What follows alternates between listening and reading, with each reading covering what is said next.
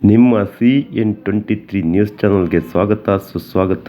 ಮಾನ್ಯ ಶಿಕ್ಷಣ ಸಚಿವರೇ, ಇಲ್ಲಿ ಶಿಕ್ಷಕಿಯೊಬ್ಬರ ಗೋಳನ್ನು ಆಲಿಸುವರ ಎತ್ತಿಗೆ ಜ್ವರ ಬಂದ್ರಿ ಎಮ್ಮೆಗೆ ಬರೆ ಹಾಕ್ದಂಗಾಯ್ತಲ್ರಿ. ಇಲ್ಲಿ ಕರ್ನಾಟಕದ ಮಾನ್ಯ ಶಿಕ್ಷಣ ಸಚಿವರಲ್ಲಿ ನಾನು ವಿನಯಪೂರ್ವಕವಾಗಿ ಬೇಡಿಕೊಳ್ಳುತ್ತೇನೆ. ಬೆಳಗಾವಿ ಜಿಲ್ಲೆಯ ಹುಕ್ಕೇರಿ ತಾಲೂಕಿನ ಹರ್ಗಾಪುರ ಗ್ರಾಮದ ಸರ್ಕಾರಿ ಹಿರಿಯ ಪ್ರಾಥಮಿಕ ಶಾಲೆಯ ಮುಖ್ಯೋಪಾಧ್ಯಾಯಿನಿ ಯಾದ ಸುರೇಖಾ ಗಂಗಾಧರ್ ಬಾಯಣ್ಣವರಾದ ನಾನು ಮೊನ್ನೆ ಹೊಸ SDMC ರಚನೆಯಲ್ಲಿ ಬಯಲಾದ ಪ್ರಕಾರ ಎಲ್ಲವನ್ನು ಕಾನೂನಿನ ಪ್ರಕಾರ ನಿಯಮಿತವಾಗಿ ಕಾರ್ಯವನ್ನು ಮಾಡಿರುತ್ತೇನೆ. ಆದರೆ ಕೆಲವು ಅಭಿಪ್ರಾಯಗಳು ಬೇರೆಯಾಗಿದ್ದರಿಂದ ಅದನ್ನು ಮುಂದೂಡಿರುತ್ತೇನೆ. ಮುಂದೂಡಲು 3 ಸಲ ಅವಕಾಶವಿರುತ್ತದೆ.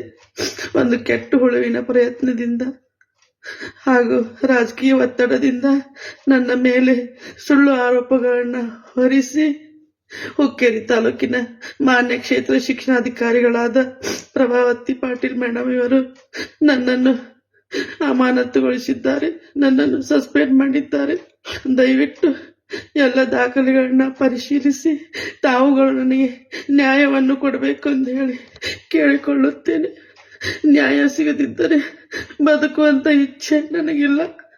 ಪ್ರಾಮಾಣಿಕವಾಗಿ ದುಡಿದು 36 ವರ್ಷ ಸೇವೆಯನ್ನು ಸಲ್ಲಿಸಿದ್ದೇನೆ. ಮಕ್ಕಳೇ ನನ್ನ ದೇವರು, ಮಕ್ಕಳೇ ನನ್ನ ಅನ್ನದಾತರು ಅಂತ ಇಲ್ಲಿಯವರೆಗೂ ಮಕ್ಕಳಿಗಾಗಿ ದುಡಿದಿದ್ದೇನೆ. ದಯವಿಟ್ಟು